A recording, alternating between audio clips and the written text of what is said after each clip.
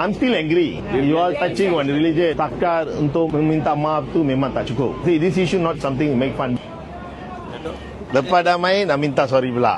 Kalau minta maaf dah terlambat kan. Apa yang you orang buat atas you orang punya nilai, you orang boleh minta maaf. Tapi isu yang dah you orang buat tu memang tak boleh dimaafkan.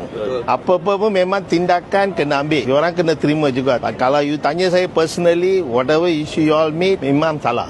Betul. Ya, memang we admit.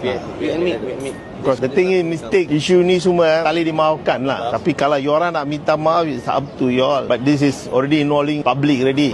From our side, Dato', we are sorry. External punya kita tengah biasalah dah kumpul macam tu. The issue is bila internal issue, kalau you orang tak masukkan dekat social media, it takkan jadi internal issue.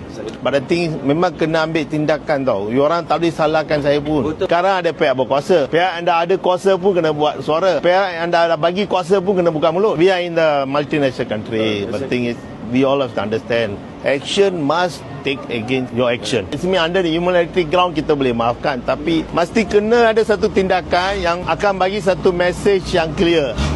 I hope this video can make everybody like cool a bit lah. A great leader once told me this issue. Malay don't touch their unity. Chinese don't touch their business.